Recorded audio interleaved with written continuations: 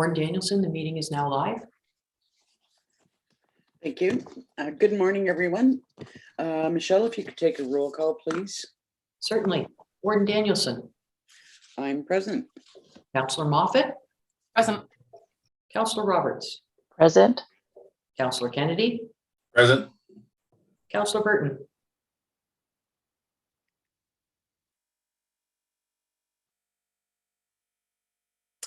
We seem to have lost Councillor Burton.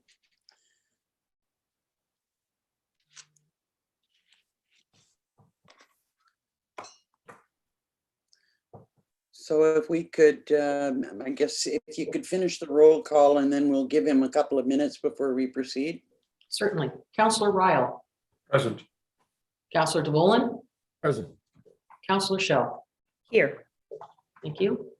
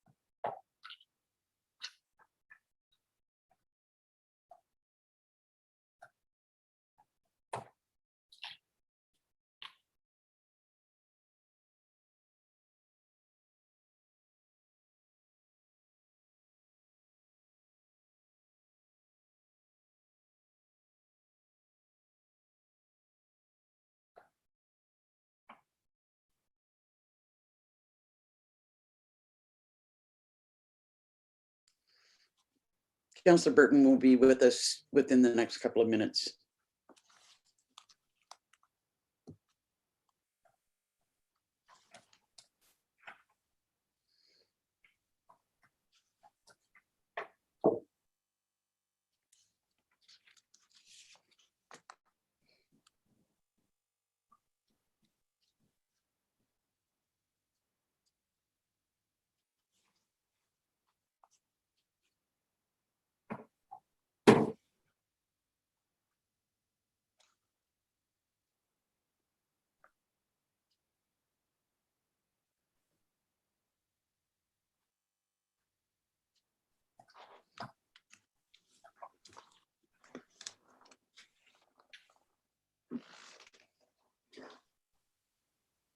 I'm back. Welcome back. Thank you. I don't know what happened. It just all went dead. Islands East. Okay, could I have a mover and a seconder to adopt the agenda for today? Councillors DeVolen and Kennedy, thank you. Be it resolved that the December 8th, 2021 Haliburton County Committee of the Whole agenda be approved. All in favor? That's carried. Is there any notice of pecuniary interest or general nature thereof today? Hearing none, we'll carry on. We have no delegations. Could I have a mover and a seconder to adopt the minutes of November the 10th, please? Councillors Roberts and Shell. Be it resolved that the minutes from the November 10th, 2021 meeting of the Haliburton County Council Committee of the Whole be adopted as circulated. All in favor? That's carried. We have no correspondence, so we will move right into roads. We'll bring Mr. Sutton in.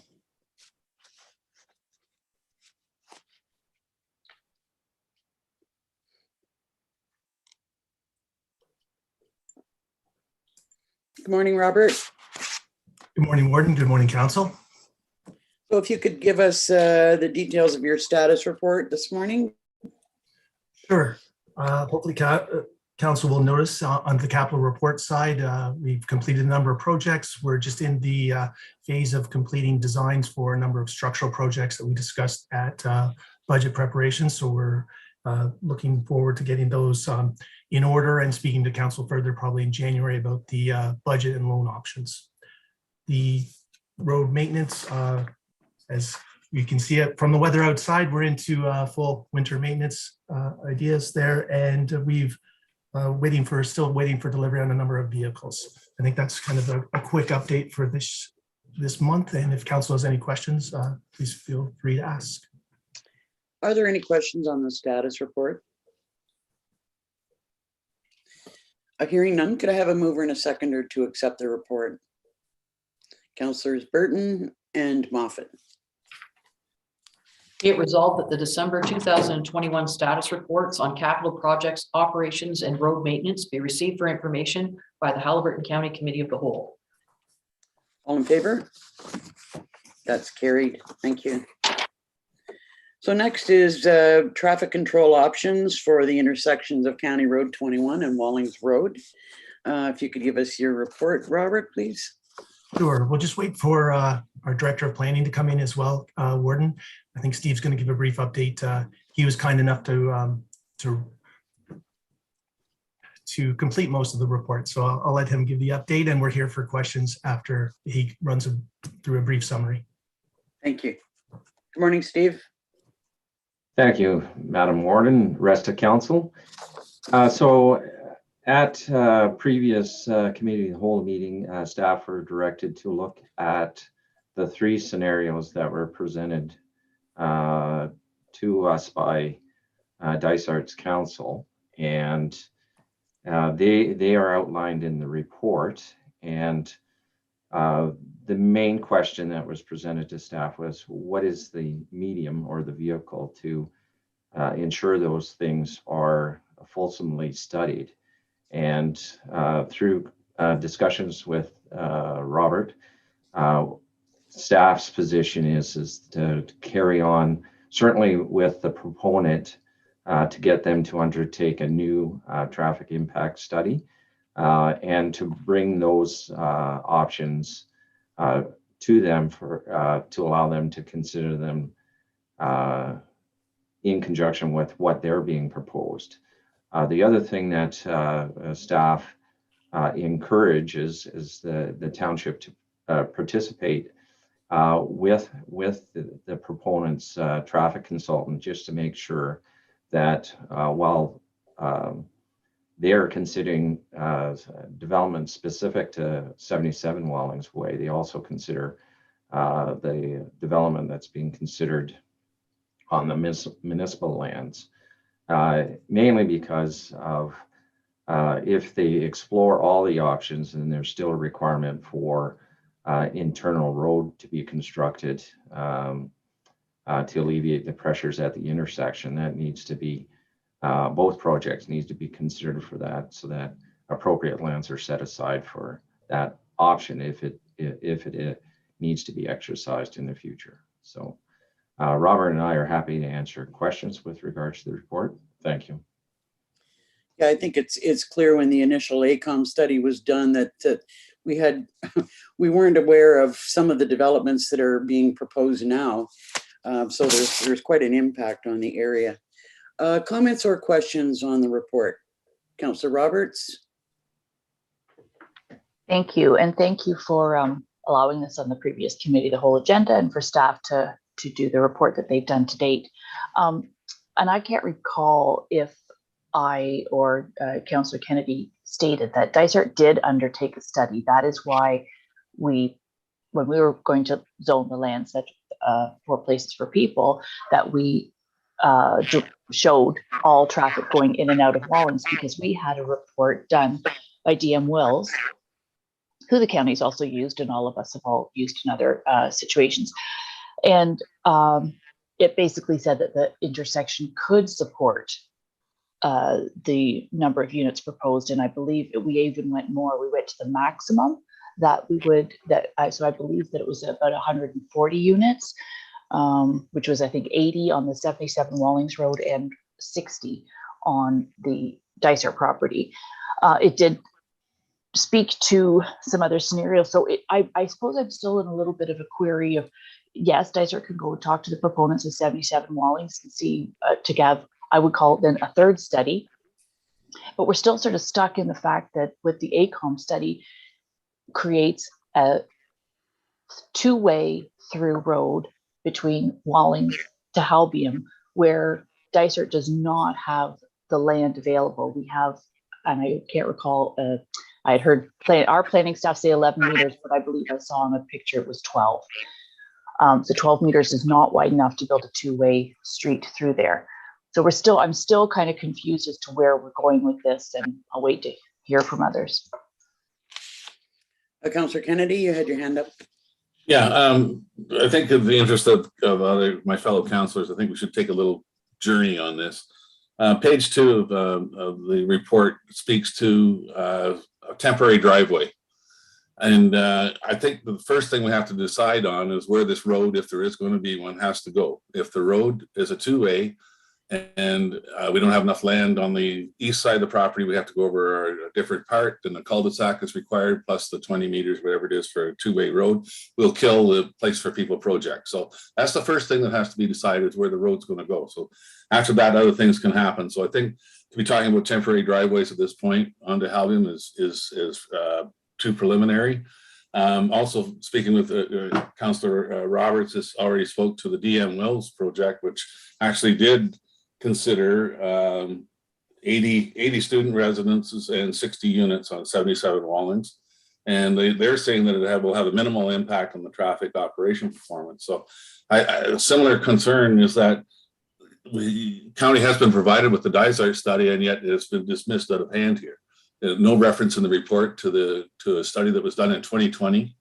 Also, council needs to be aware that if this road is to be constructed, expropriation of property will be required. New stormwater management, on and on and on, will be required. In the report from ACOM, it shows a cost to the county of $295,000. That's $2017 to be considered. Also, there's nothing in the ACOM report to speak to any impacts of any on Halbium Crescent. It's a narrow street to start with, and if it has to be brought up to current standards, it may well be, and I don't know the status, I'm not an engineer, but just driving it, it feels narrow, but I have not seen any engineering reports on if it needs to be widened or lighting is not appropriate. So just, I think we need to take a hard look at this. Why do we need another study if the county is not going to even include it in any kind of report to our fellow councillors, that there was one done in 2020, which incorporated the expansion that we were looking at? Then the third study is I'm really struggling with that, unfortunately. If it comes down that we have to close Wallings, that's okay, then move ahead. But to ask for yet another study, plus then have it peer reviewed, is too much, in my opinion. Thank you. I don't disagree that it's unfortunate that we're looking at additional expense for a study at the present time, but I don't know that we had all of the information at the time when either study was done about the full impact that we're considering now.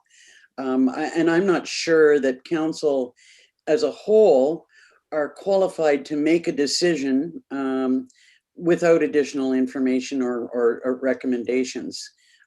Personally, I would hate to see us, I know that the options in the report are suggesting that we either have ACOM update their study to include all of the information, or we get an independent study done. To me, getting another independent study done that's where there's too much money being spent.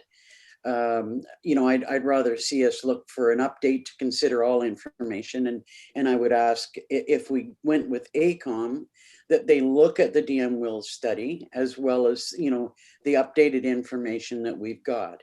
But I look to other members of council for comment. At this point in time, I think we can't make a decision without further information. And I hate to say it, but it sounds to me that if this amount of development is going to take place on Wallings Road, that we make sure that we're going ahead and that there's no impact on the environment, that we're doing things safely, and that we're ready for for whatever might come. going forward. Councillor Shell. Thank you, Warden. I'm of the same mind of Councillor Kennedy. If there was just a roads need study, or not a roads need study, pardon me, a road study done, last year, I'm not sure why the county would put the money out to do another one, but maybe more back to what you were saying, Warden Danielson. If that didn't include an environmental impact study, which I'm sure any building that's going to go up will require that anyway, but I'd rather see us possibly put money towards something like that than another a road study, because it's definitely from somebody reputable as well. I would hesitate to say both firms are reputable. And I'm sure that the county has used both firms at one time or another. Other comments? Councillor Moffat? Yeah, thank you. Yeah, I'm not sure I'm understanding a whole new study in peer review. I do agree that the amount of growth that's happening in that little area is phenomenal. And on the one hand, we can celebrate it, but on the other hand, I think we need to be cautious about it as well. At this table, it's not our job to undertake, whatever processes Dysart is or should be undertaking in that regard.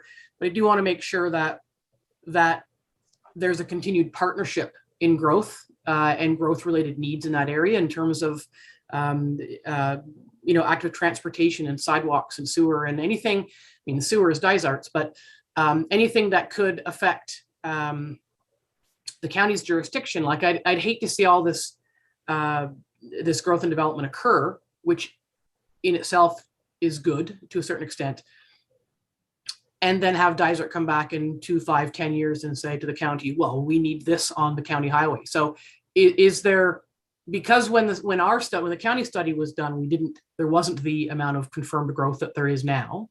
Can we sort of pull back and do a bigger picture assessment to make sure that together in partnership, Dysart and the county are ready to accommodate this growth from a higher level perspective? Or are we already? I don't know that. Councillor DeVolen. Yeah, it's like having challenging, conflicting legal opinions. It's wonderful and exciting, and I would say that the development that's gone on, and we know already is likely to go on kind of from We Care in through the whole village is substantial. And obviously there's short-term needs and long-term needs. I think, and in my mind, I want to disentangle the two. I think from a county side, apart from this project, I think we need to have a hard look about how the county and Dysart constructively can work together for an evolution that makes that corridor passable and safe, and to deal with the growth it is and is going to come. So that's kind of the bigger view at some point, whether this is the straw that breaks the camel's back and we have that look at it, or it's just on the docket for the future. Also, I'm wrestling with the other side of it. I'm involved with enough housing initiatives to know that anything that puts more houses around, I'm usually in favor of. But I'm kind of from the staff perspective, is there a middle ground, a way to take the synthesis, the best of two reports, that doesn't require a bureaucratic and expensive process to kind of navigate away, or a path from us? I mean, I look in the report and the information that's here, and I get a taste of that, but and the reality is, if it works out poorly, I know it's in Dysart, and they're going to have to live with the consequences. But just if there's something that we can do, much as Councillor Shell had said, that can kind of synthesize, and whether staff feel that they can do that and give us some guidance in this, that we don't have to go into something that's time consuming and costly. And the time consuming part is probably the more problematic part for me than the money. Over time, this is all going to cost a lot of money, millions. Like, that's just a given, and we best do it right. But I don't want to detract from housing development that we sorely need, unless there's something that just the downside is so large that that it can't be considered. And I know I've said a lot and not much at the same time, but just that's kind of, I'm just laying my cards on the table where my head's at in this. And whether there's a middle ground or solution that staff's prepared to talk to, or to talk to us about, or they need to spend some more time bringing back a synthesis of that to it. I'm just kind of, anyways, that's where my head's at. Okay, we'll go with Councillor Robertson, Councillor Kennedy, and then I'll look to see if there's any comments from staff at this point. Okay. I really like what you just said, Councillor DeVolen, is that middle ground. That is why I brought it forward to this county table. ACOM says full or partial closure. Dysert's study says with a little bit of adjustment, the intersection's okay. County staff aren't comfortable with that because it's just not eliminating the risk. The risk is pretty obvious. The risk is the left-hand turn is difficult. So therefore, those three questions that I posed, which is a no left turn or a one-way street in, or a no left turn, or a traffic light, nobody's looked at those three questions. And I do think, back to Warden, what you said at the very beginning, which was perhaps we could go back to ACOM, seems the most reasonable thing to do. We've got the counts, we've got the numbers, they've got the measurements of sight lines. They don't need to go back and do all those things. But if ACOM could answer those questions, there is a road right of way through there, probably built big enough to build a single one-way street. So that I think could be the solution, although none of us are engineers. We are trying to look for the safest solution that still makes the land that Dysart owns viable for an affordable housing project. At this point, we're not overly concerned about what's happening on 77 Wallings. We haven't had those conversations at the council table yet. We just know they're coming, but it hasn't come to council, it's with staff. So back to you, Warden, what you proposed earlier, that would be what my preference is, to go back to ACOM and ask those questions. I did want to point out that the ACOM study also made another, they provided us with two primary options, but they also made a point about exploring the opportunity of a road between Hallbeam and Wallings. And personally, I mean, I've driven that road quite a bit, and I see that there's more risk than just a left-hand turn off of Wallings Way. It's narrow. You know, if we're going to remain with two-way traffic of that volume, I just think it's not up to handling that amount of traffic. And I do believe that we've got to consider 77 Wallings as well. Even if there isn't something officially on the table, we know for sure that there's going to be a development of some substance there. So we should be considering that. Go ahead, Councillor Kennedy, and then just maybe an extension of a little bit off topic, but I begin to think that maybe it's appropriate that staff bring forward a report of a review of the ACOM study of 2017. Given the amount of development that's going on in the study that was done with the 21 corridor, I think council needs to take a look at, as Councillor DeVolen said, the medium and long-term effects. And I was guilty as anyone. I heard about the ACOM study, I sort of glanced over it when I became a councillor, didn't pay a lot of attention to it. And since then I've been reading it line by line, and then I get lost in the engineering part. But I've had to spend a lot of time with it, and also on the DM Wells report. So I think just to give council an overall idea, there's a huge amount of development going to be happening on that corridor. And to bring up council up to speed on the 2017 and what was recommended there and where we're going forward might be a good piece to add to this. I think not as a primary, but as an addendum, that here's the Coles notes of what was recommended in there. Might be an option to help us as we move forward. I thought that's what we had in this report, but we'll move on to Councillor Moffat, and then I'd like to hear if there's comments from staff. Thank you. I think I'm maybe just going to say the same thing I did before, using different words, but I think it's important because of the amount of growth that that we determine whether these measures are a stopgap given the opportunity, they're the best solution at the time, or are they the most ideal solution with an eye to the bigger, longer term picture? You know, just because you can doesn't mean you should. And I think that, not to put any of the development at risk, because we all know that we need housing, but we also need a safe, accessible and movable community. And I'd want us to make sure that we are making the right decisions for the right reasons, even if it delays a few things.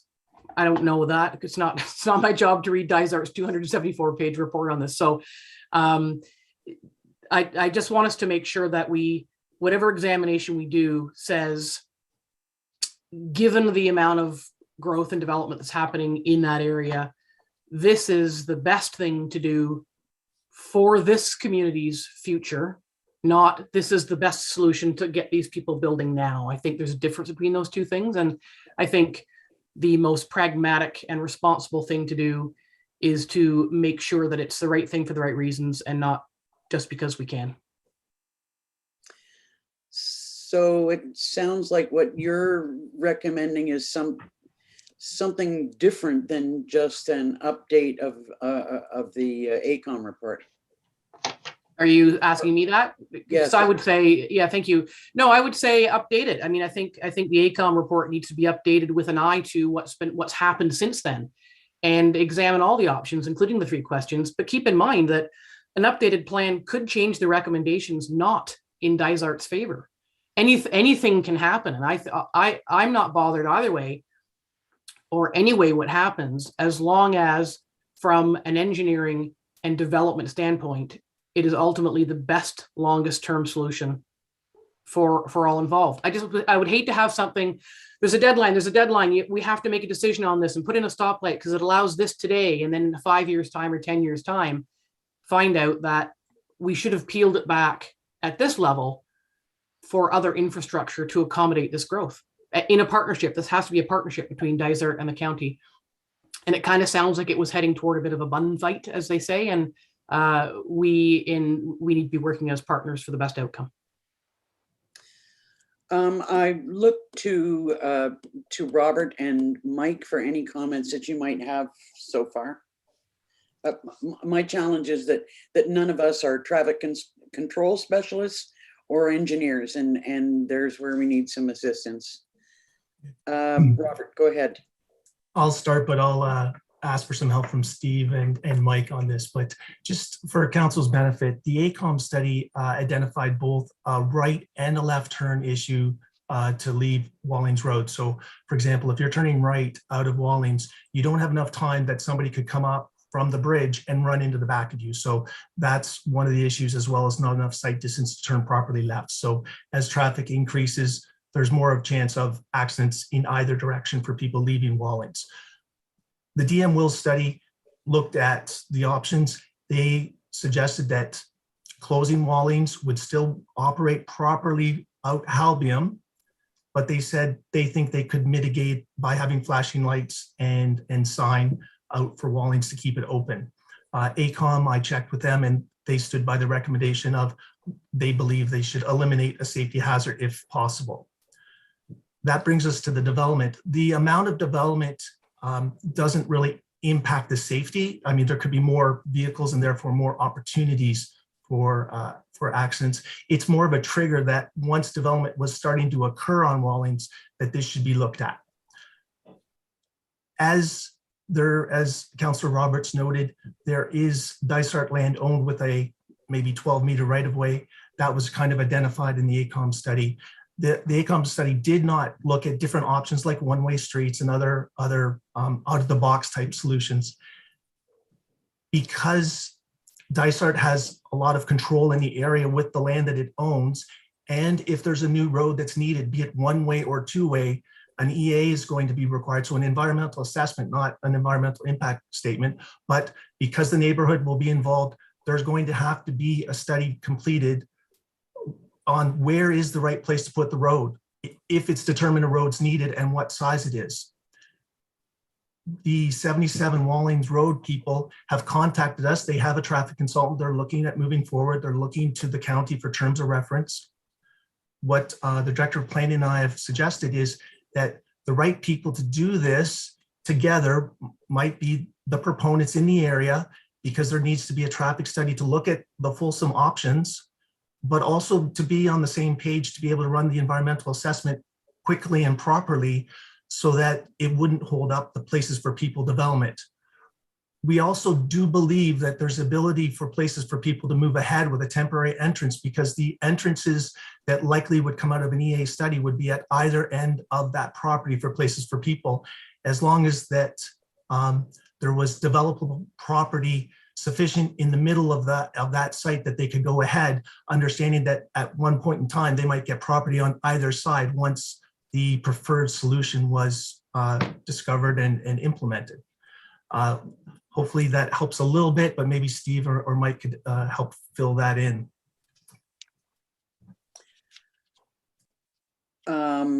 Councillor Moffat. So hearing what Robert had to say, if the 77s, it's like we're getting too many cooks in the kitchen here. If the 77 Wallings folks are also working with traffic people, then there's going to be someone else is going to come along and say, well, our study now says this. Now we've just got, we have more than dueling studies. And again, I come back to the thing, partnership. Is there any way to get all these proponents at the table and and hire one person or agree to one process that accommodates the needs of all of the people in this little tiny community? Like and I mean right in that little neck of the woods. I don't mean the county's community. I mean, because I don't want to see, a third study come in and have someone say, but ours is right and yours is wrong. I don't want to head in that direction. Well, and given the fact that we're dealing with a county road, that's our responsibility right now. I'm not interested in hearing from a proponent who may or may not build what we're not sure, or having another study. Personally, I think that that if we're going to have a study, it should be county driven. It's the county road that we're trying to resolve safety issues on and come to an agreement on. One question for Robert: if there's an environmental impact study done, does that include, and this is taking things in a little bit different direction, does that include the issue of water and water source?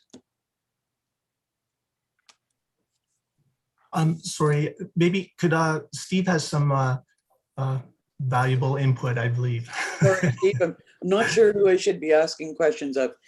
Go ahead, Steve, if you could respond to that. Thanks, Madam Warden, to the rest of the council. Just to sort of explain to Councillor Moffat's concern about dueling studies. When we're dealing with 77 Wallings proposal, we are the approval authority for the plan of condominium, if that's what they're going to submit. So as part of their due diligence, they have to make sure that their proposal is consistent with provincial policy, conforms with the official plans, both county and Dysart's official plans. And part of their exercise to justify that their development is worthy of being approved by both local and county council is that they have to look at things like traffic impacts for their development on the local road system as well as the county's road system. So part of their due diligence is to undertake studies. So part of that would be the traffic impact study. It would be specific to the added traffic that's coming from their development, but also would take into account existing development that's happened in the neighborhood as well as any adjoining proposals. So the Dysart proposal as well. So they would feed that into their analysis, and they would also build on the analysis that AECOM has done in 2017. So in essence, their work would update the AECOM study. The luxury that county has is that we can then go back to AECOM and have them peer review it. So it's not that they would be dueling in that regard. It would be supplemental information that's paid for by the developer, and even the peer review that the county would undertake would be paid for by by the developer through peer review fees that we administer. And ultimately, county council would have the approval authority with that condominium and can, based on the recommendations from their peer review people, ACON, they would then say yay or nay to the development as proposed, or they would say, yes, it has merit, but here's all the conditions that you have to fulfill, including any sort of intersection improvements that they may be recommending. So just wanted to clear that up. So with regards to the warden's comment is about environmental impact studies and waters or effect of stormwater management, for example, on the 77 Wallings Road development. Yes, they've been asked to look at that site with the aim of actually improving its natural qualities, retention of stormwater so it doesn't shoot runoff into the lake, establish whether or not it's feasible to establish buffers, vegetative buffers, and so on and so forth. They're also asked to look at sort of whether they're going to have docking facilities and any impacts that may have on fish habitat along the shoreline frontage of that property, as well as abutting lands. So I hope that helps the council's discussion. Thanks. It wasn't so much stormwater management that I was talking about, although I understand that that would take place. It was more sources of, or the impact that that any development might have on existing wells that are there. I understand that there's been issues raised by both people on Hellbeam and Wallings Way about supply of water and impact on existing wells, because everybody's on a well system there. And I just didn't know whether an environmental impact study would address that as well. No, but that would be done through a hydrogeological study. So they would look at, demand that they would be drawing out of the aquifer, as well as they would study offsite for interferences on existing wells. So, Mr. Rudder, do you have any thoughts or comments that you want to make? Not really, Warden. I guess if I could go back to the very beginning of the conversation, though, I want to make something clear. The premise that we were working on, based on Councillor Roberts' motion that came to committee last month, was that the DM Wills report that Dysart Commission did not address the county's concerns. That was the very premise. We were not asked, as I can assure Councillor Kennedy, it was not dismissed out of hand. We reviewed that very carefully, but it wasn't part of what we were asked to look into moving forward. Basically, we were given 3 more options, and with a request to say, how could those be incorporated, or how could those 3 options be reviewed? But I can assure you that the DM Wills report was not dismissed out of hand. It didn't address, and as Robert indicated, we checked with ACOM and they said, no, we stand by our previous recommendations. So yeah, I guess fundamentally, I guess, because if what I'm hearing is correct, and I guess I'm not sure I'm of clear mind today, but if what I'm hearing is correct, we're basically asking the county to pay for the costs of a review as opposed to developers paying the cost of that review. Because what Robert and Steve had suggested was that the developers of 77 Walling and potentially Dysart as a developer of the property, of the Places for People property, would be the developers. And so any additional reviews would be captured as part of a traffic impact study that they completed. What council, by updating the report, we essentially become the one paying for that review. And that's council's direction. It's just not, it is different than what was contemplated in Robert and Stephen's report. Councillor Moffat. Yeah, I mentioned that when this was raised at our last meeting about who pays, and I think that's a conversation worthy of having. That if it is the case that the county needs to update the plan anyway, that's one thing. But if the county is being asked to update the plan to accommodate a different perspective that serves a different need, then I don't know that the county should pay. And I think, again, not looking for a big argument about it, but I take the CIO's thoughts seriously. I'm sure we all do. And it feels like the county is being asked to be the referee among a number of proponents who themselves are not maybe equitably participating in finding out the best route to go. So I think the who pays for it is still on the table. I'm wondering how much time is involved in the proponents for 77 Wallings Way to, like what sort of timing would there be for them to do their study work? We're trying to come to some conclusion so that Dysart can go ahead with the Places for People development. And I know that they're anxious and they want to get going. We can't rush things just because people are anxious, but we don't want to delay that development unnecessarily because everything's been put in the hands of a different developer. I'm just a little bit anxious about that. And you know, that's combined with who should be paying for additional study. Councillor Moffat, then Councillor Roberts. If we take the proponents and the somewhat urgent need for Places for People, given the time that's already been expended, what's the right thing to do? So take the people and the projects out of the process, and what is the right course of action?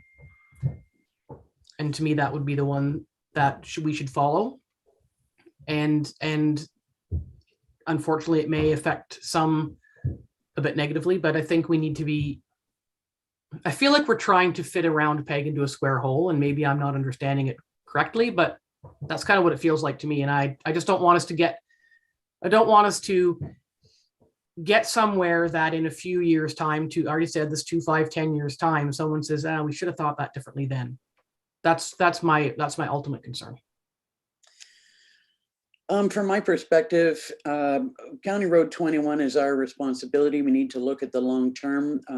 The study that was done by AECOM obviously wasn't looking at what we're faced with now, and it, in some ways, I do think that it's our responsibility to see our report updated, to make sure that we've got the right information for our long-term growth and development. And you know, it's unfortunate, but you know, maybe there should be some cost sharing.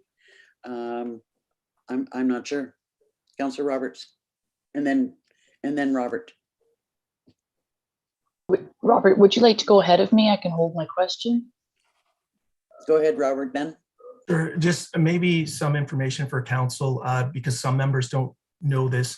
The 2017 report done by AECOM looked at the whole corridor all the way to Peninsula. And so there's, as everyone knows, there's lots of development going on.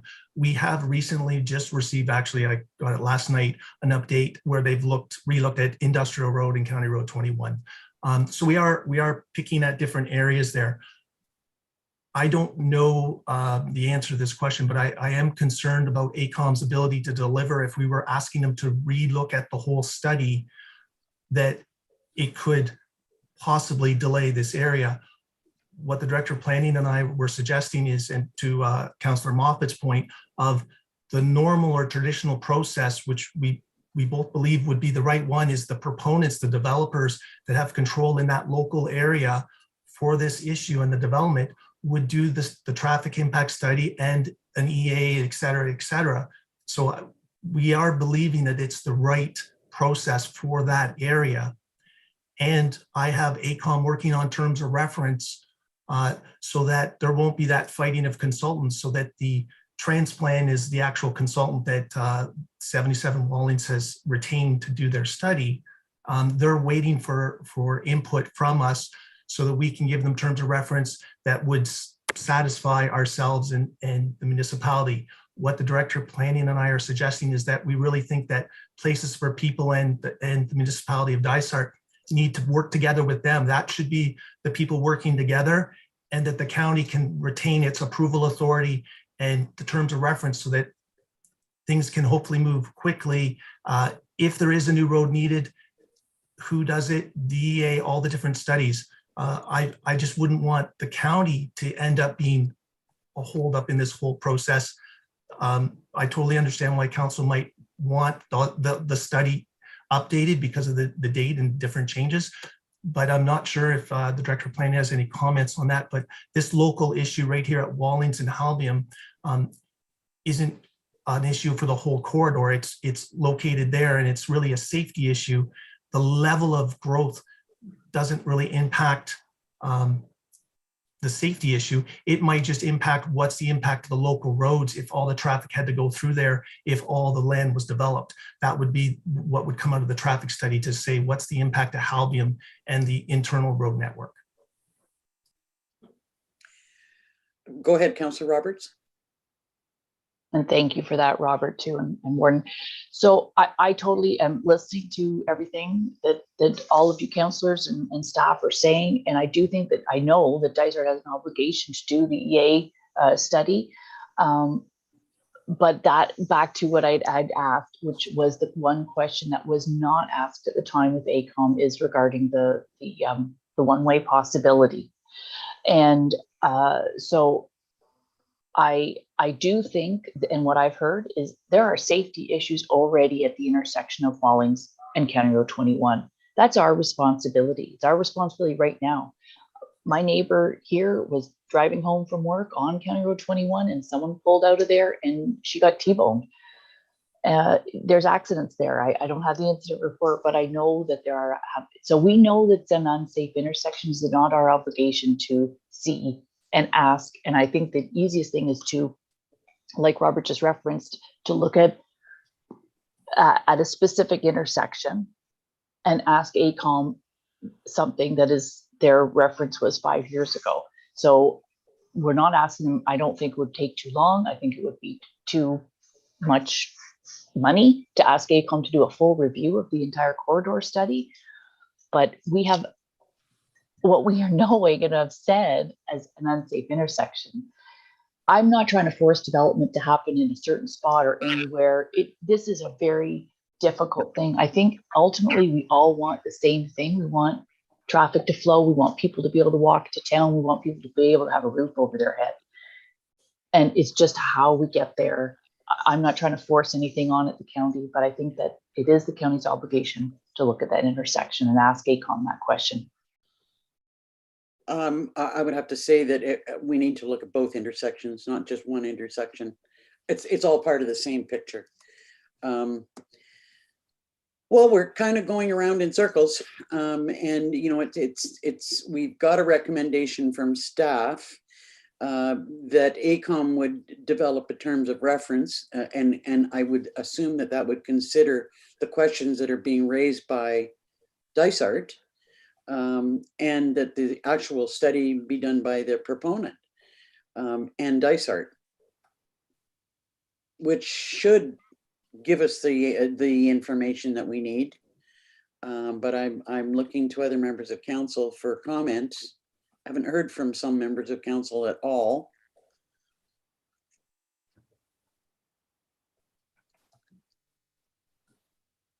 Comment. Councillor Moffat, we have to decide as a group here. So we can't all just sit and scratch our heads. We've got to come to some determination. Thank you. Yeah, I mean, admittedly, I'm not going to speak for others. Obviously, this is a difficult conversation because this is like in any of our municipalities, this is an issue that Dysart has been immersed in and working hard on for what in Andrea's, Councillor Roberts' comments last meeting for 15 months. Relatively new, and I made the comment earlier, and I'm not trying to be disrespectful, but I did take a look at the link we were sent and thought, well, I'm not reading Dysart's 274-page agenda item full of numbers and charts. So it is difficult because while I have familiarity with the area, and I have gone back and driven in Wallings Way again, You know, it's not my neck of the woods, and I have a million questions that I don't think belong at the county table, and I want us to make, you know, back to what the staff were saying, but you know, the right decisions for the right reasons through the right process. And if that means Dysart and the proponents working together to update that, to have those questions asked, then that works for me. Somebody has to pay to have something done, and that's what we have to figure out. Well, and if we're hearing what Robert's saying, it would basically be the proponents for 77 Wallings Way and Dysart. And that ACOM would set a terms of reference that would detail all the questions that have been asked and the concerns that we've got about that specific area. Is that what I heard, Robert? Okay. Yes, you did, Warden. Thank you. Councillor DeVolen. Regardless of who's paying, Robert, how much money and how much time, so I can understand scale? And while you're thinking about that, in Minden, we're dealing with the housing corporation that I sit on, and the participation of Minden Hills, that I think we're 25 or 26 months in dealing with a road issue on a housing development at 21 and 35. So I'm kind of smiling to myself that, and we're going through in Minden Hills the same kind of gristmill. Obviously, it's Minden Hills in the MTO, the province, not the county and a municipality, whatever. None of us like this, but we're going through it. But like I say, Robert, if you can, time and money, like I have some numbers in my head, like if this can be done expeditiously and it isn't crazy money, I'd like to know that stuff first, and then who pays. I shouldn't say it's not of any consequence to me, but I can argue both ways, who the short-term need for a particular project versus the growth that I think that's coming in the next 10 years on that whole corridor, that ultimately from the county we need to be mindful of.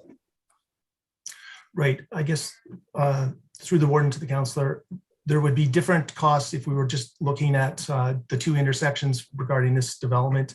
The TIS, they tend to run in the 10 to 20,000 range, could be more, could be less, depending on what's included. I'm not familiar with the market here, excuse me, with being new. So I'd of course want to check with the consultants just to make sure that I wasn't off. I would suggest that the idea would be in terms of weeks and months, once they had clear terms of reference, and depending on how aggressive they were working on it.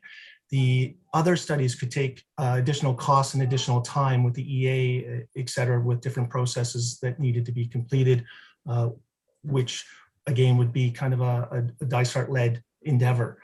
So it's kind of the idea of having things that dovetail when the county is the approval authority and waiting for things. That allows the developer and the proponents to work behind the scenes if they want to negotiate or do different things to speed up or slow down, or they can start certain studies earlier when they're satisfied to their own need to it.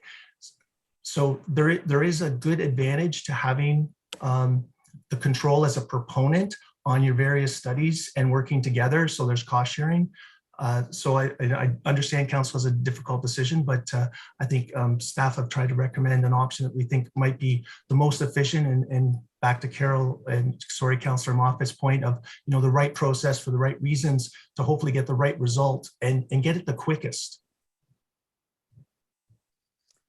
Councillor Kennedy. Yeah, thank you, Robert, for that those comments. So what I'm hearing here now is that, and I think I'm trying to synthesize this, is the intersection is unsafe, whether there's any more development or not. That's the number one thing, and I like Councillor Moffat's position that let's take a look at this as if there was no development in that area, and see what is the, if there's no 77 Wallings, no place for people, it's an issue with that area. We need to determine where the street is going to go and how it's going to be handled. And then we can fit these projects into what the outcome is. I think that that's where we need to get to. Whether it's a two-way street, one-way street, that'll have impacts on what place for people can provide, so be it. And just go from there, right? I kind of like where we're heading here, that we're going to take some of the emotion out of this and get down to what's the safest path forward. And I don't know if I made any sense. You know, in a way, I agree with you, and in a way, I don't. I do not think that we can look at solely at the Wallings Way intersection as if there was nothing else happening. I mean, it's because there's a lot of development being proposed that we absolutely need to look at the whole area. I'm seeing hands from Councillor DeBolen and Councillor Moffat. I think we have a vested interest, both Dysart and the county, like on the whole corridor, and whether, like I say, whether we have a split cost or something, like I can be convinced how and the when, or a study that is we compartmentalize. There's the element of it that relates to the specific issue, whatever, and the developer and Dysart, that's kind of their dime, but that fits into the larger overall study that I guess the timing isn't so acute for, but it's part of the bigger part, and it may need to be dovetailed together. But I think as the county's responsibility, we need to look at the bigger picture on an ongoing basis. And again, I'm not expecting an answer how those two pieces of the puzzle, but at some point at the county dime on the larger part of the corridor, we have a responsibility there for what's today and what is to come. But the specific projects here is principally in Dysart's interest per se. And so, like I said, whether there's cost sharing or it's a compartmentalized report, I can live with solutions that would include either of those elements to get a solution so that we can push the agenda forward with respect to this project and be mindful what we need to do over the longer haul.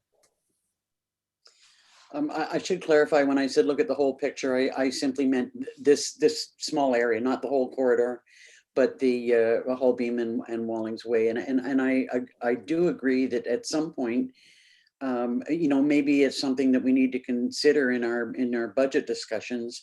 We do need to look at the bigger picture, the long term. The whole corridor from We Care down through to the bridge. I'm hearing that there is some agreement that we should go with Robert and Steve's recommendation. Can I get some thoughts on that, or do we need to look at something different? And that would be just to round it up, AECOM doing a terms of reference and the proponents being for 77 Wallings Way and Dysart to work with them to do their own study, which would come back to the county and be approved by the county. Yay or nay? Councillor Moffat, then Councillor DeBolen.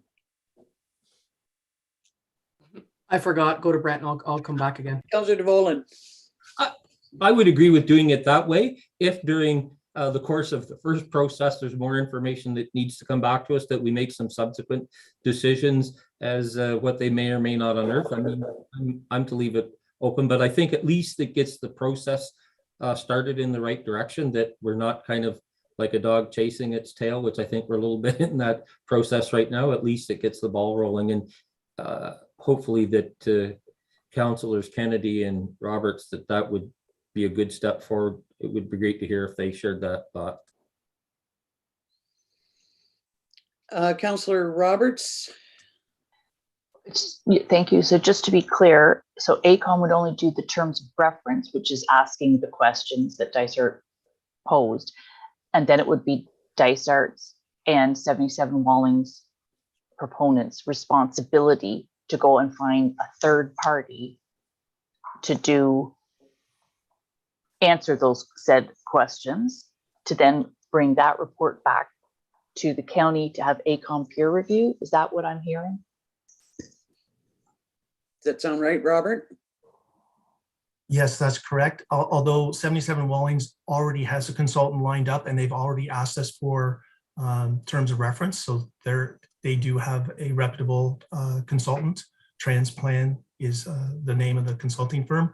We're just suggesting that Dysart and or Places for People dovetail and work with them on that possibly cost sharing and looking at, broader issues that the director of planning noted that 77 Wallings, if they were just looking at their own development, might not look at certain things. So hence the reason to ask for the proponents to work together to make sure everyone's satisfied with what they're looking at.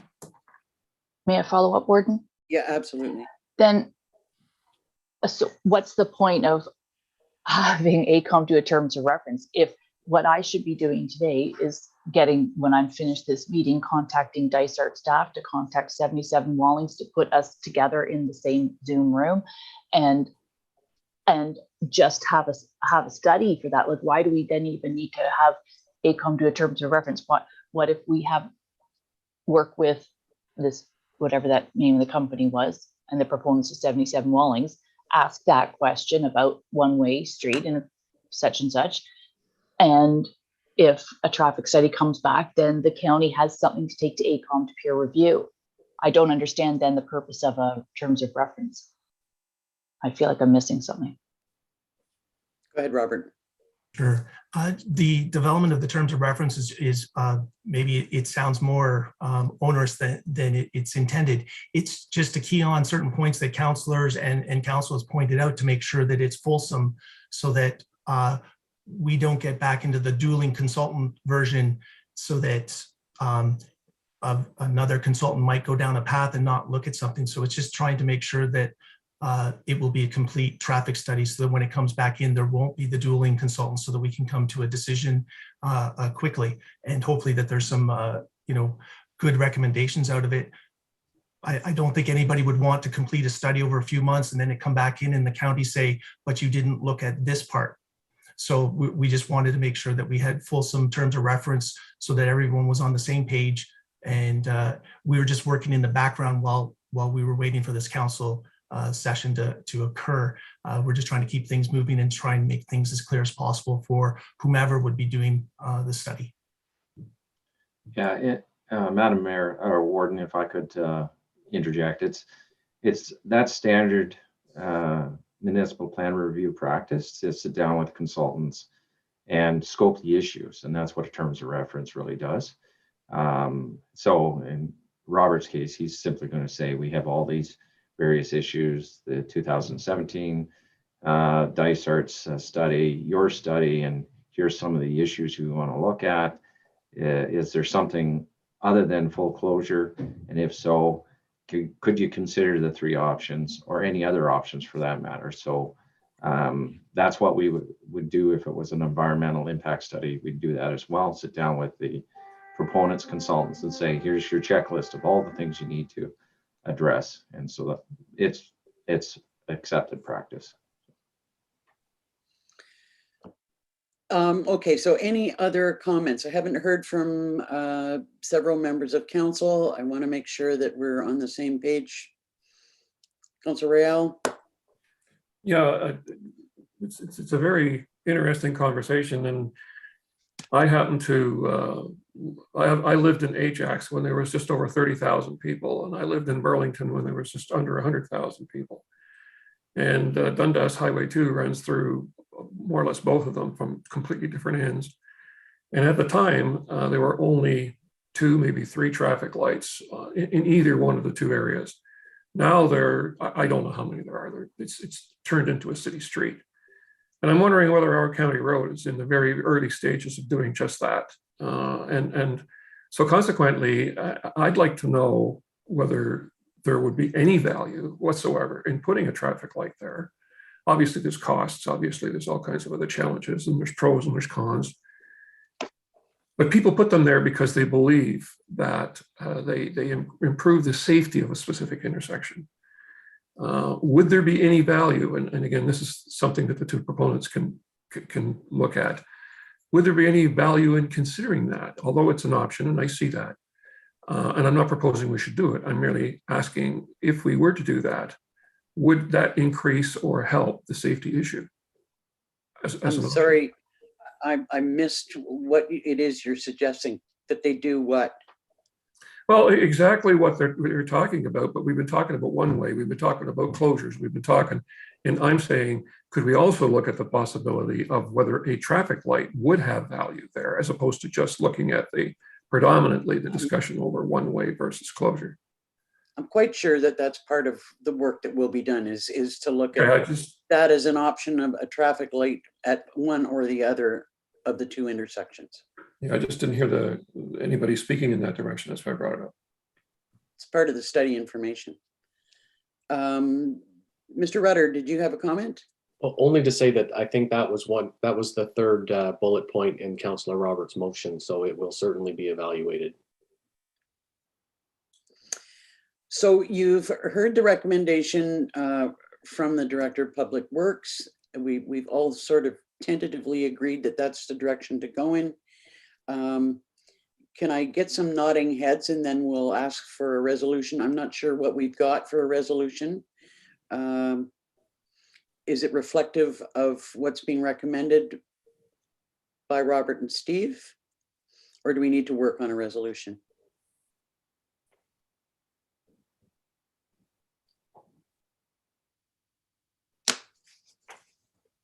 Councillor Burton, I had a question for either the clerk or Mr. Rutter about the resolution, and is it reflective of what we're considering right now? Why not read it out, Martin?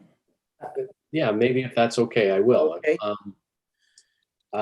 That the December 8th, 2021 staff report on the alternative traffic control options for the intersection of County Road 21 and Wallings Road be received by Haliburton County Committee of the Whole, and that Haliburton County Committee of the Whole recommend that Haliburton County Council direct staff to continue to work with the proponents and landowners of the properties proposed for development in the Wallings Way neighborhood to ensure that the terms of reference for any traffic impact study include a review of the three options proposed by the municipality of Dysart et al. Sound reasonable?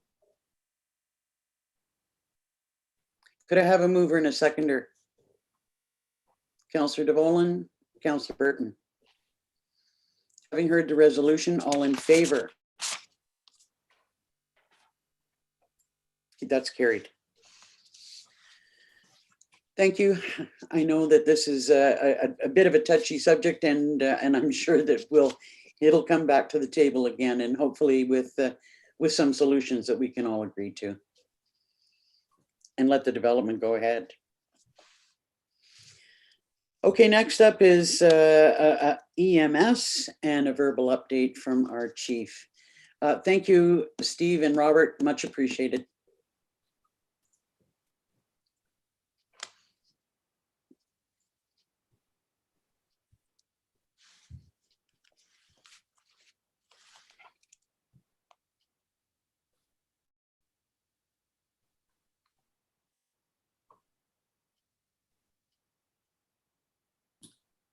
Good morning.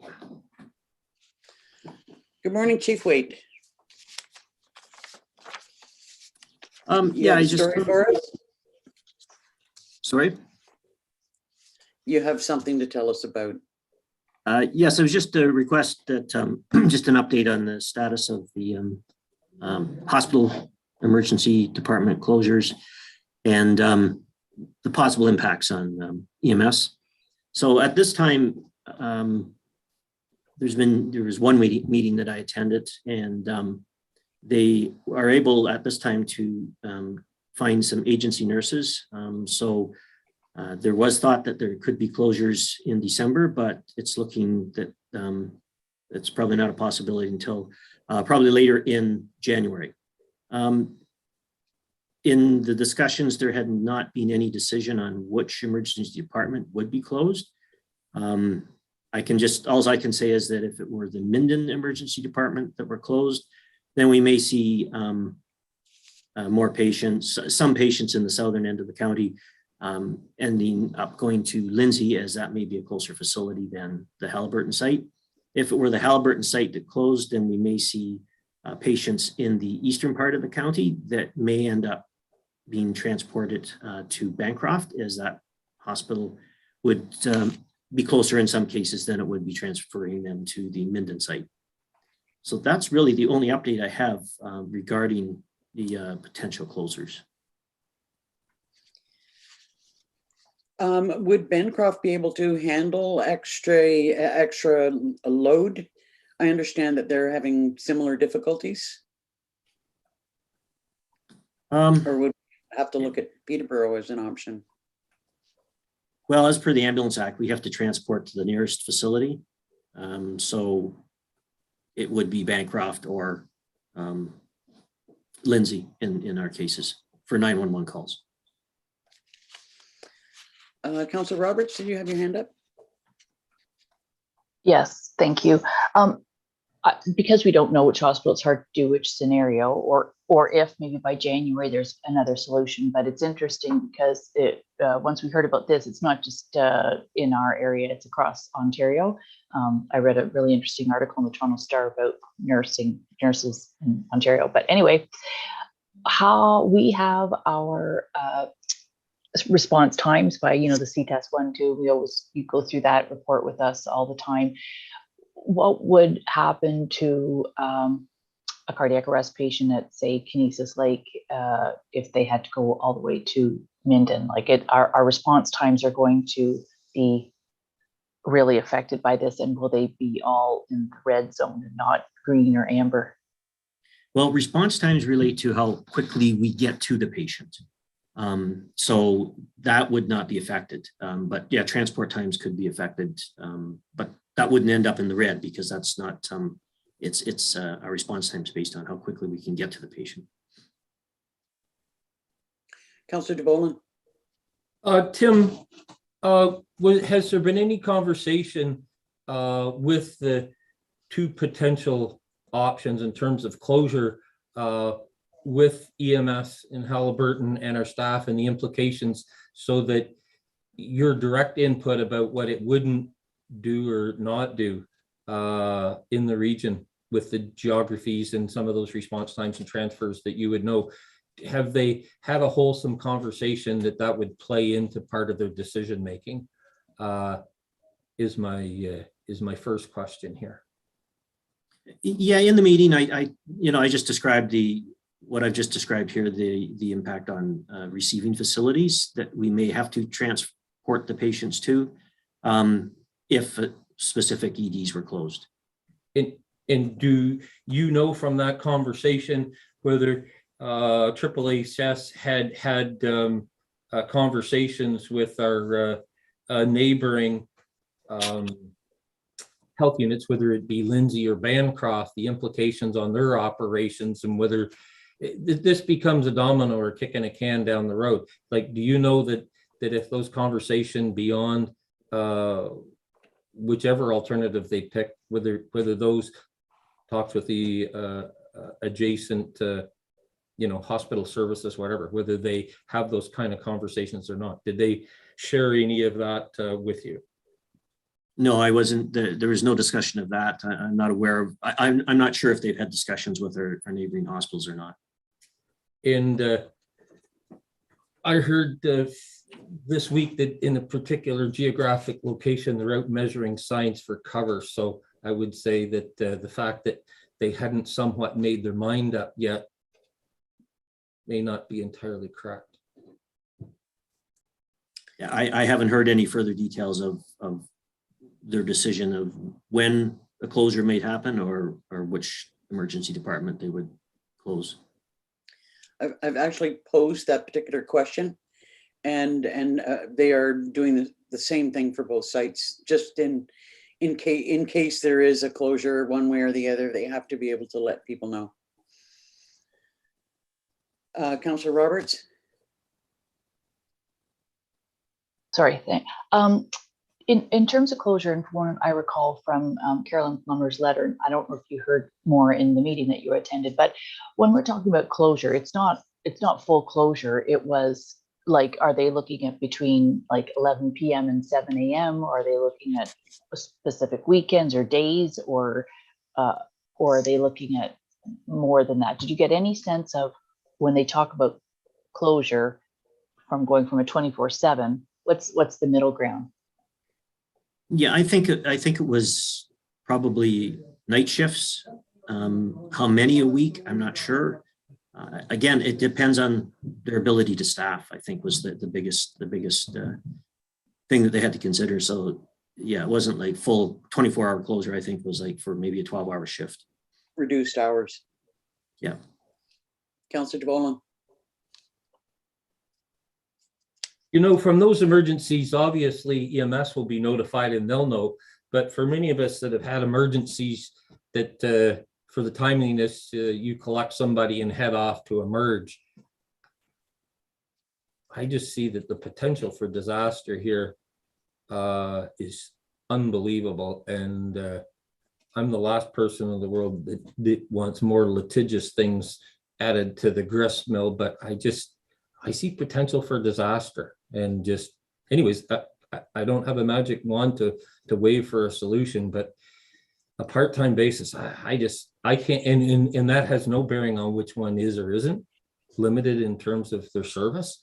I just see the potential for disaster is huge in this regard, and I wouldn't want to wear that responsibility. Well, we'll have to keep a close eye on the subject, and just it's something that we will be discussing a little bit further later on in the meeting. Were there any other specific questions for Chief Waite?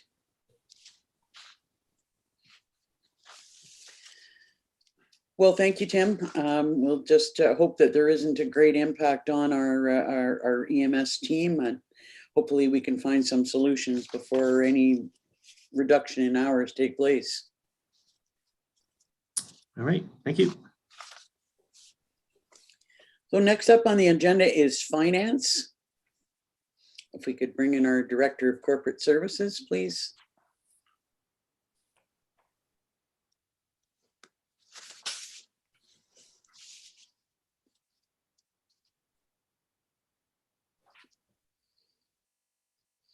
Morning, Andrea. See, you've got a number of reports here for us. Good morning, Warden and Council. I do have a few on the agenda today. Sorry, go ahead. I was just going to say, let's start with the check register. Okay. Our November check register totaled $610,055.12. Any questions on the check register? Could I have a mover and a seconder to approve it? Recommend approval. Councillors Moffat and Shell.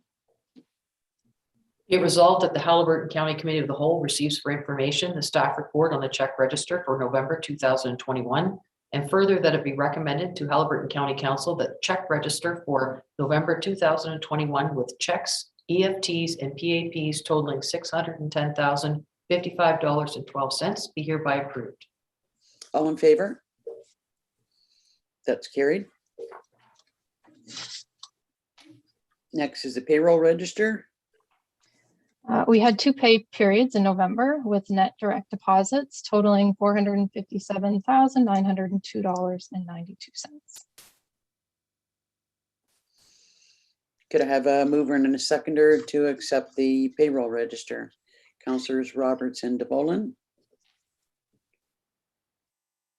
Moved by Councillor Roberts, second by Councillor DeVolen. Be it resolved that the Haliburton County Committee of the Whole receives for information the staff report on the payroll register for November 2021, and further that it be recommended to Haliburton County Council that the payroll register for November 2021 with net direct deposits totaling $457,902.92 be hereby approved. All in favor? That's carried. Thank you. Year-to-date actuals. As of November 30th, 86.91% of our operating expenses have been incurred, and 75.63% of our capital expenses have been incurred. So we have started to see a number of our capital project invoices starting to roll in. Any questions on the year-to-date actuals? Councillor DeVolen? Yeah, I'm presuming by that number that you're comfortable that we're going to come in on or under budget for the balance of the year. Given the information you have in front of you, would you say that that's likely the case? Yes, that's correct. Any other questions on the year-to-date actuals? Could I have a mover and a seconder to accept that report? Councillor Royale and Moffat. Thank you. Moved by Councillor Ryle, second by Councillor Moffat, be it resolved that the Haliburton County Committee of the Whole receives for information the staff report on year-to-date actuals as at November 30th, 2021, and further that it be recommended to Haliburton County Council that the year-to-date actuals as at November 30th, 2021 be hereby approved. All in favor? That's carried. Thank you. Next is the presentation on economic development and tourism budget. Will that be delivered by yourself or by Mr. Odell? I believe Scott will be coming in to do that presentation for you. Good morning, Scott. Good morning, Warden and Council. Still no power, eh? No, it's back on. So. Oh, good. Okay, if you'd like to go ahead with your presentation. I'll just ask if Mike can share a screen there.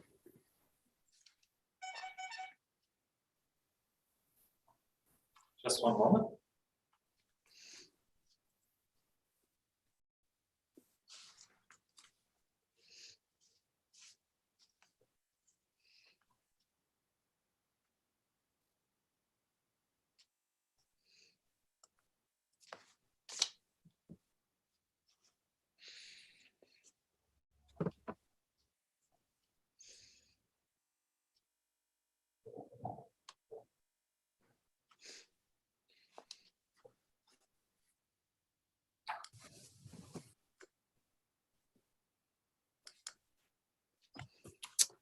Thank you, Mr. March.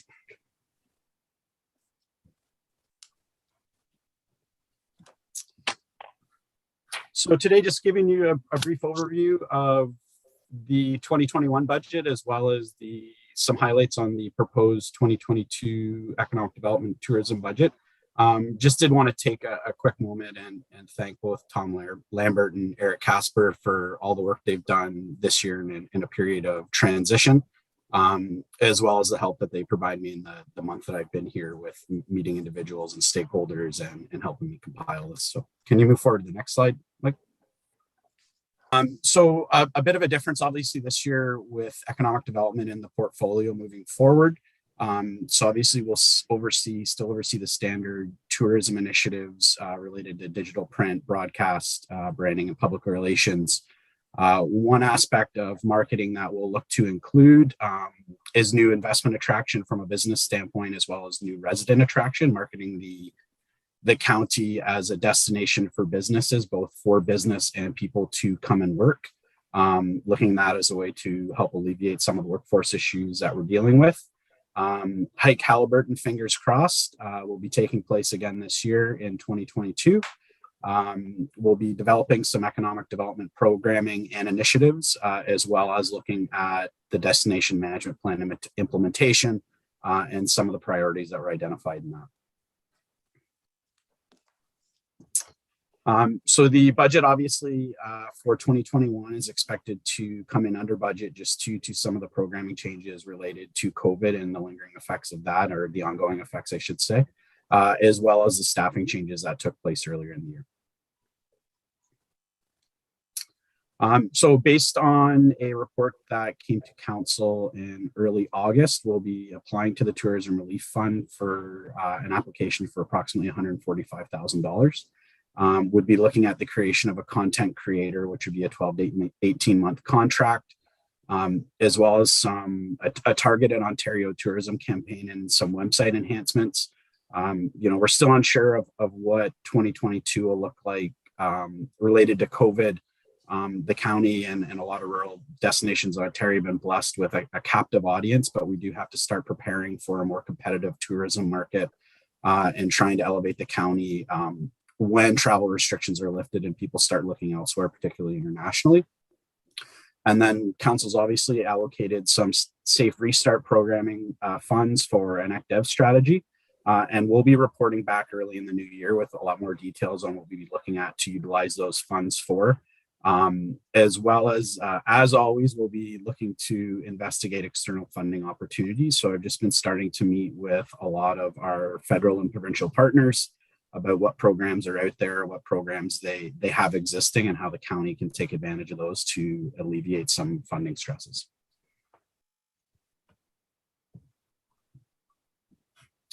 And moving forward, obviously, we have myself in a new position of the Director of Economic Development and Tourism, along with hopefully early next week, we'll be making an announcement about a new manager of tourism as well. And then obviously based on the new structure of the department, we'll be looking at developing programs specific to economic development.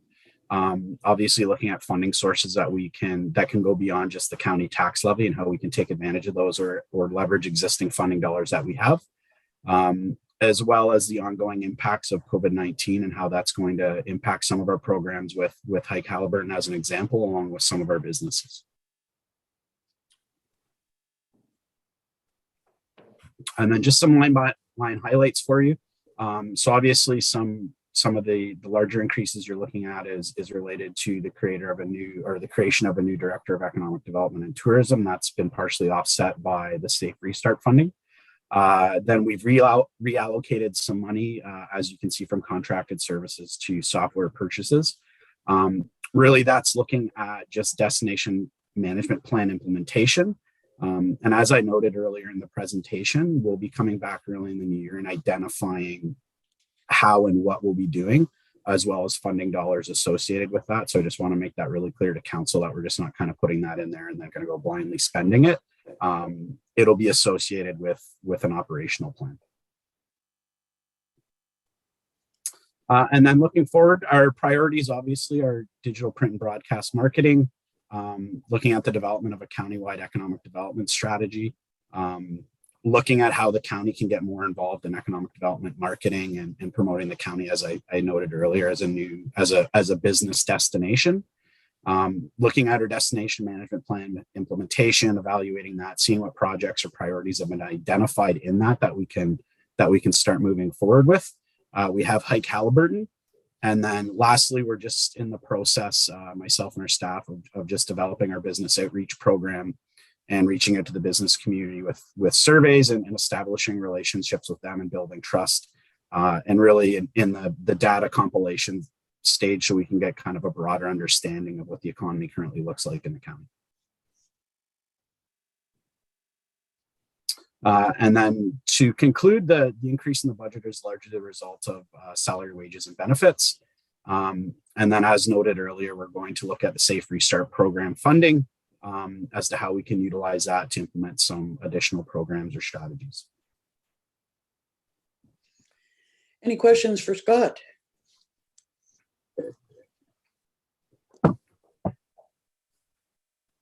Councillor Roberts.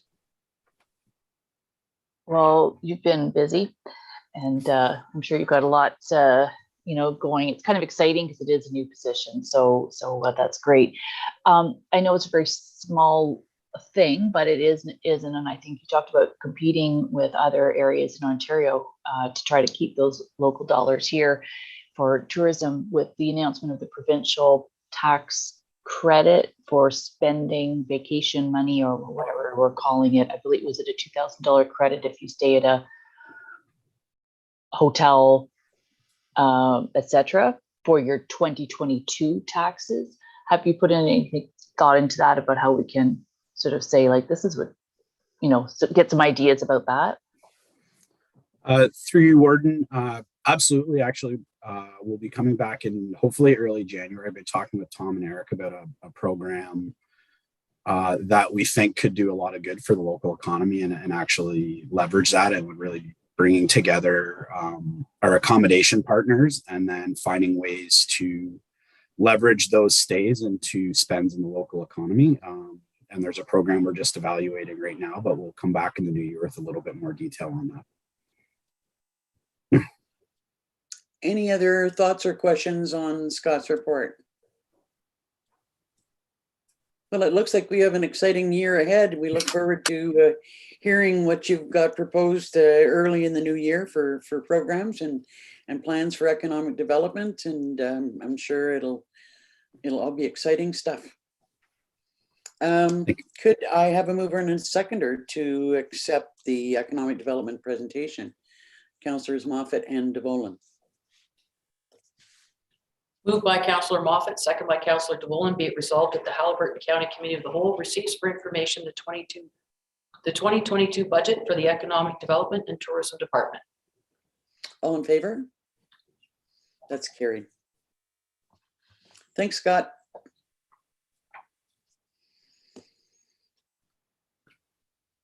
And now we're looking at 2022 budget updates. Yes, so the initial 2022 draft budget was presented to council on November 10th with a total levy of $20,878,587, which equaled a 3.53% tax rate increase. Based on council's direction from that meeting, along with information we've received since then, I provided you today an updated proposed 2022 draft budget. We've included today in these updates, we have received updates from the library board, which included decreases in their wages and benefits and increases in their revenues. We've also adjusted the 3 new positions in relation to the shoreline bylaw from 10 months to 6 months.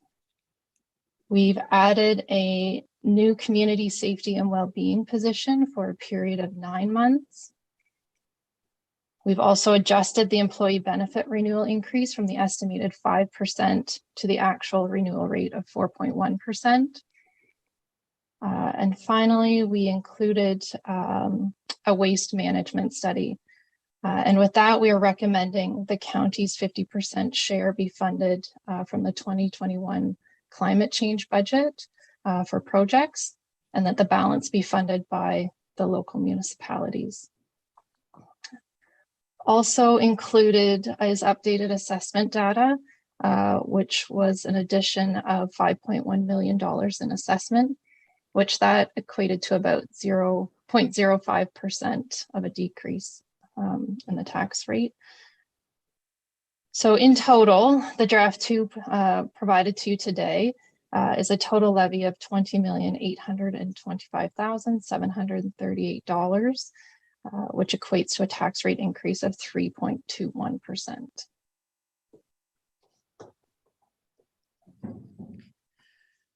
Thanks, Andrea. You know, I want to just once again thank all the staff and yourself in particular for the work that you've done on our budget and bringing a further reduction based on our recommendations. I really expected that we were going to be looking at something higher than this, and I think that we're in a pretty good position going forward. But I'd like to hear from council on any comments or thoughts that you've got about where we're at now. Councillor DeVolen. It's a great news story, and I'll echo the warden's comments. You know, less than the draft 2 is less than the real rate of inflation that exists out there, that anybody that's taken any money out of their wallet in their last year.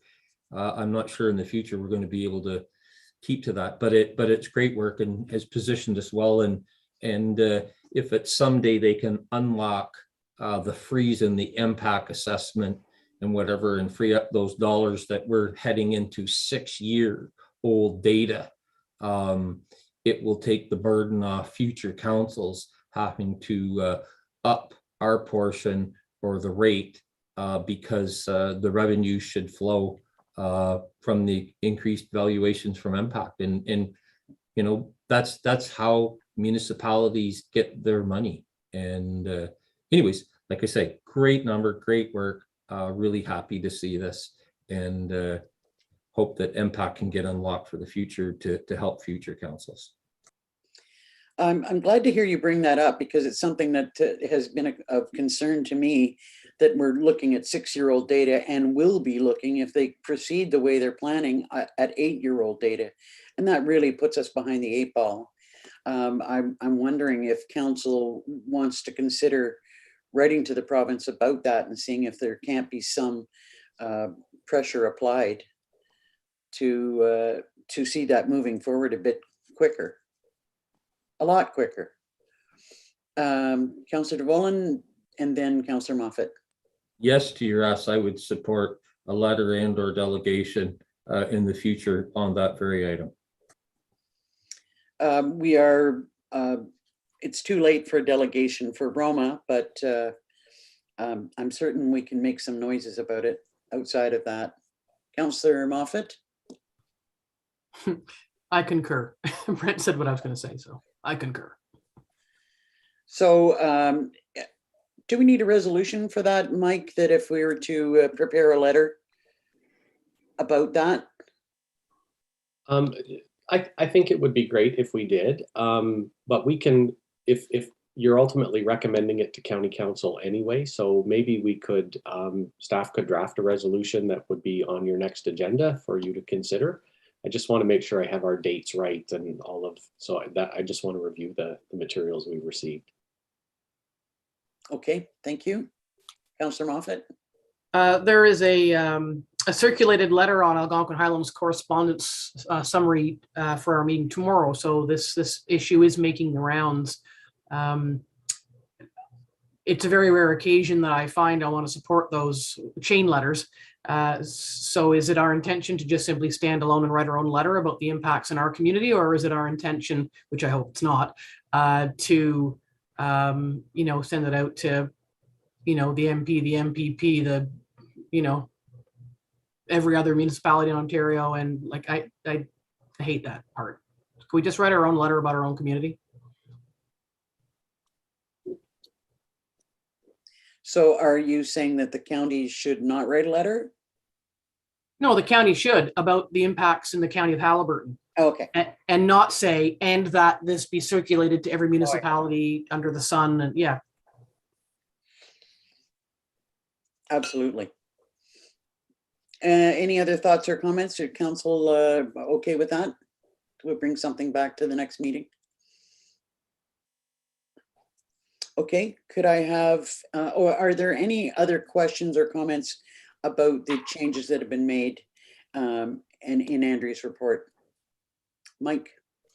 If I might, we make a conscious effort not to presume things that council haven't directed. And so we've taken a bit of an unusual step here and included 9 months of a position to support the community safety and well-being plan. And we recognize that the steering committee haven't reviewed the draft at a meeting yet, and that and county council hasn't approved it.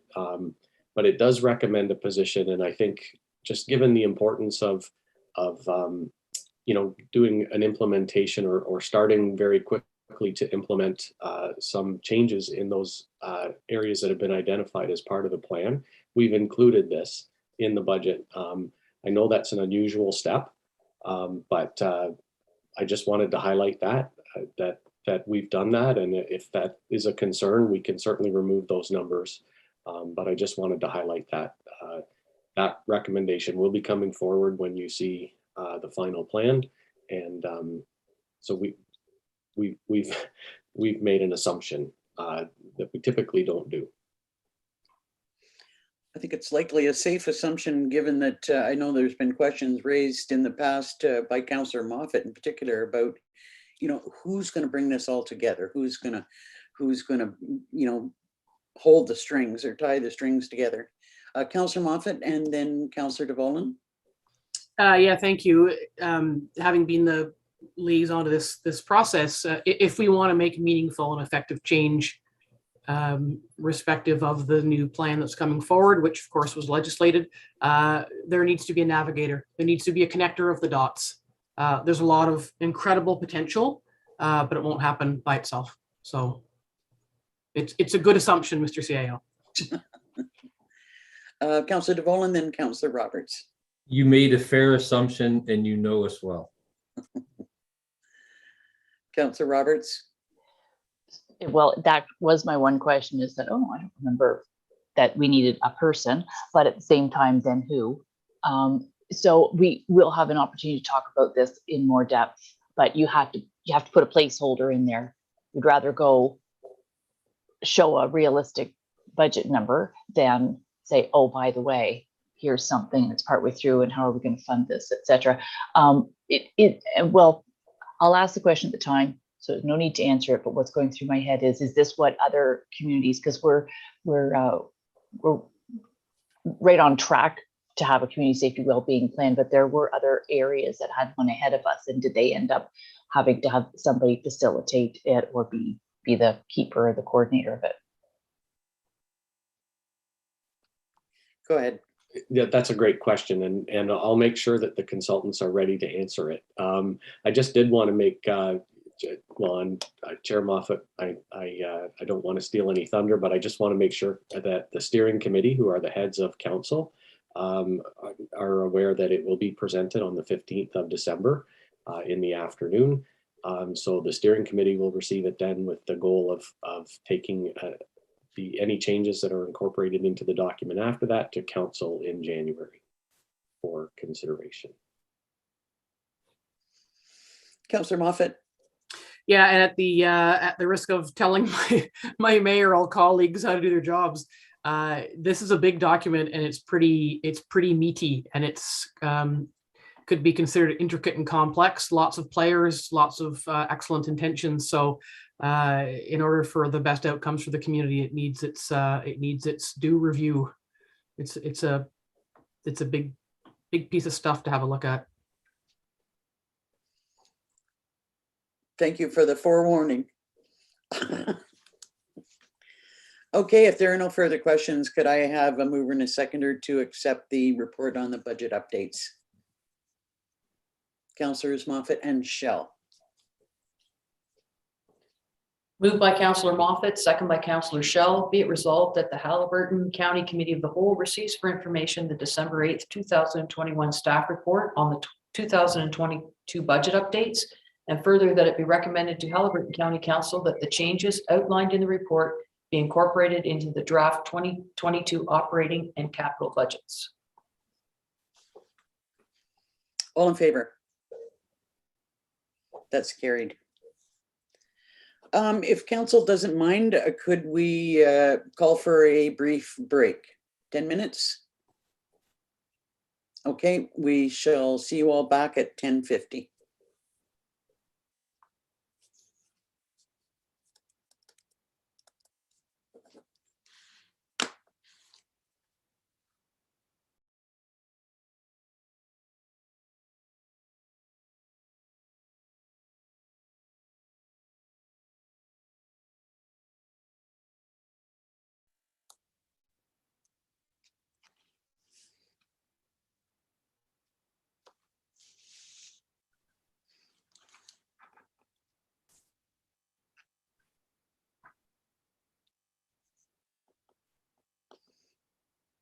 We're live now, Warden Danielson. Thank you. Welcome back. Next up on the agenda is the IT status report. If we could hear from Mr. March. Good morning, Warden Danielson and members of the council.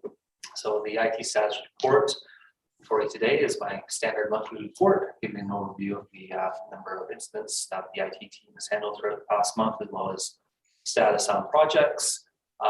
The one thing I did want to highlight is that we have been able to get all of our staff to complete their security awareness refresher training course. So I just wanted to say thank you to all staff and council for taking time in your busy schedule to complete that training. It's much appreciated. I don't have anything else to bring to the committee's attention, but happy to answer any questions should there be any. You said that all members of staff had taken the training. Have all members of council taken the training? Yes, Great.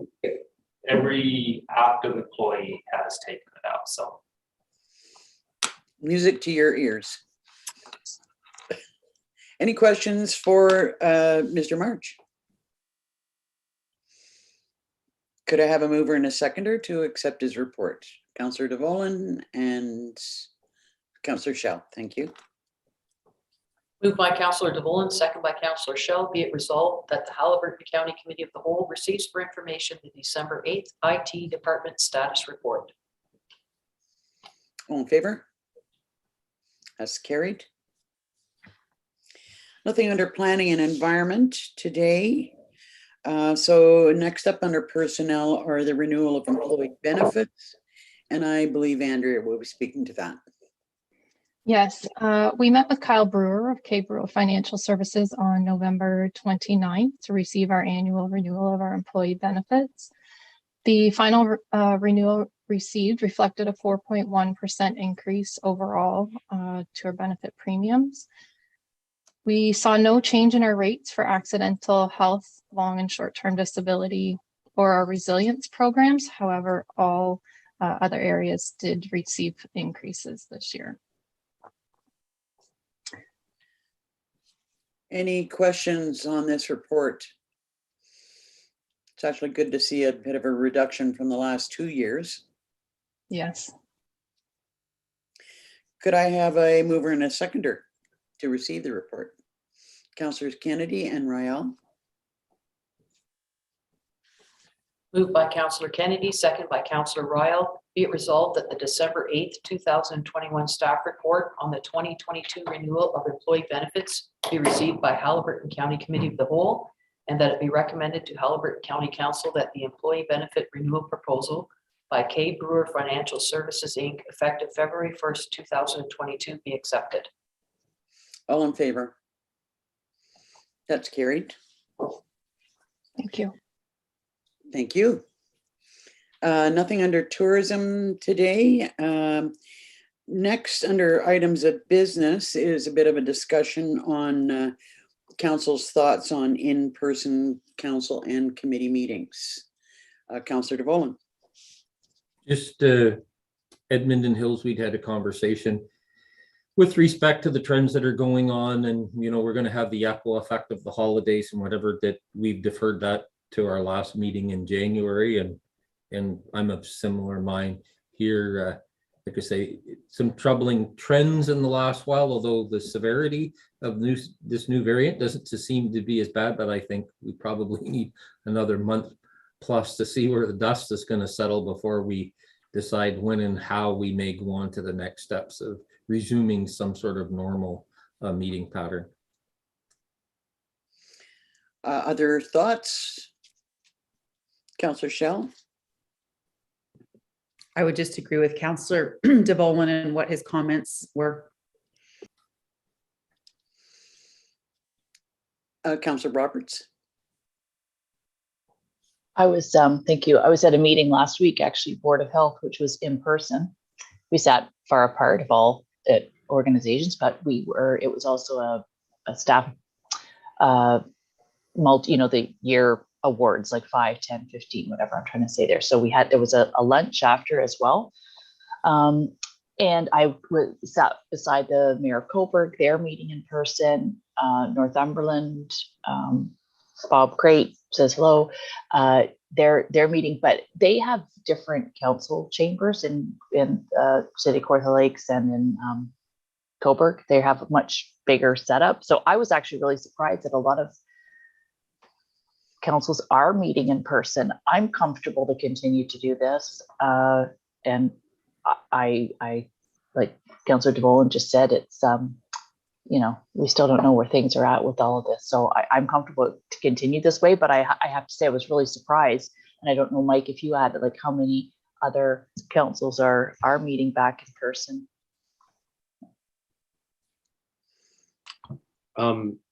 I think there's a little bit of everything. There's a hybrid. There's people meeting in person. There's people still meeting by Zoom. I think the Warden's Caucus did a bit of a poll. Warden Danielson, I think you'd agree there was a little bit of everything in the answer. So there was no definite trend. It's interesting though that the Board of Health would be the one that decided to meet in person.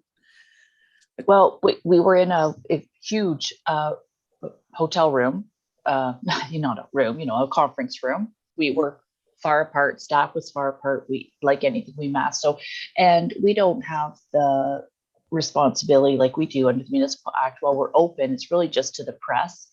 So I believe they might have been listening by audio or something. So anyway, but we have to be fully open and transparent and make sure that we're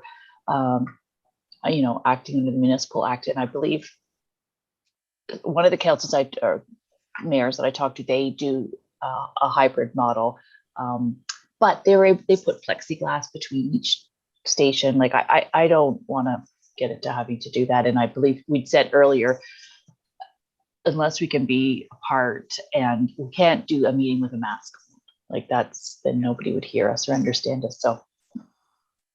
And I don't want to surround myself with the walls of plastic. I really don't. It's actually one of the things that the Wardens Caucus did talk about at their last meeting was because they had intended to meet in December in person, and it just people started to get concerned about that, and so we did meet via Zoom. But they have set up a meeting tentatively in Ottawa in January, and they have found a hotel that has a very large room and the ability to manage it, just like you'd said. And so we'll see if that goes ahead or not. Councillor Moffat, you had your hand up, and then Councillor DeVolen. Yeah, I did. Thank you. I just similarly to what Councillor Roberts has said, I think it depends on the size of the space that you're meeting in. And we're going to have the same conversation at Algonquin Highlands, where staff and council share a really tiny kitchen. So everybody has to have their own conversation based on the space within which they anticipate being able to work. And if it doesn't work out, it doesn't work out. Councillor DeVolen.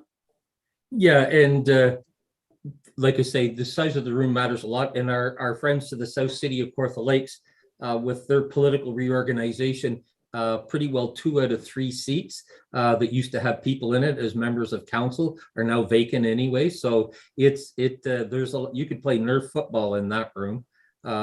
It's a huge, big, lovely space that looks when they're fully back in it, or were before COVID, with how few they're in it. It looks empty with their council in that great big space. Although the benefits during COVID obviously are wonderful.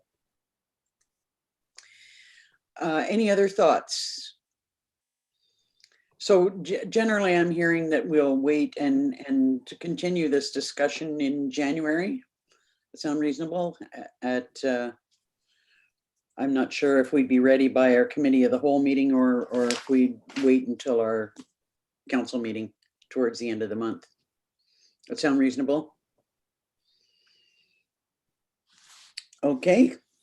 Sorry, Councillor Roberts, go ahead. I was just going to say, if we put it on the agenda to have the conversation at committee of the whole, maybe by then we'd say, and the council meeting would be in person.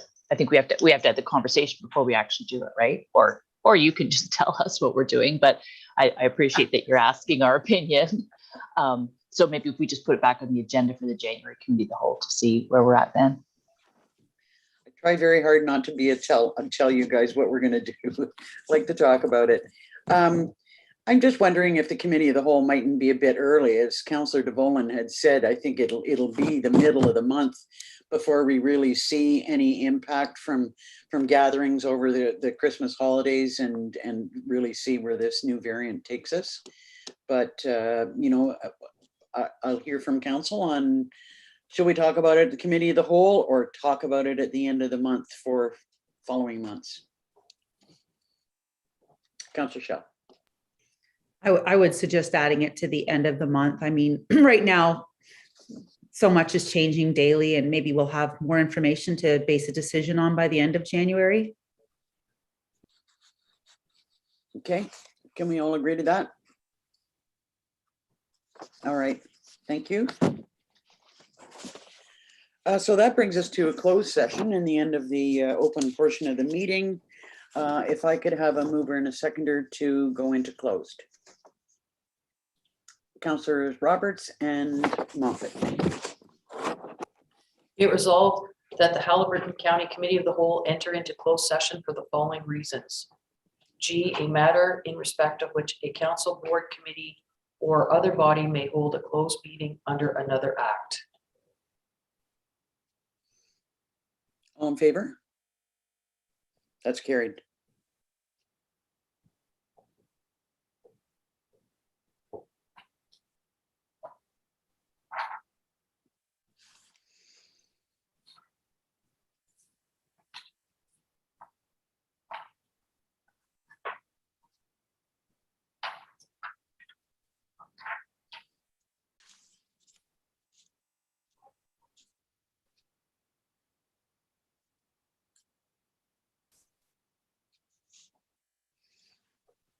And we're live, Warden Danielson? Thank you. No specific report coming out of closed session. So there's no further business other than to ask for a mover and a seconder to adjourn the committee of the whole meeting. Councillor Kennedy, and seconded by Councillor Shell. Thank you. Moved by Councillor Kennedy, second by Councillor Shell, be it resolved that December 8th, 2021 meeting of the Haliburton County Committee of the Whole now adjourned. All in favor? That's carried. Thanks, everyone. A couple of lengthy discussions, but good discussions. And thank you, Mike. I hope you are feeling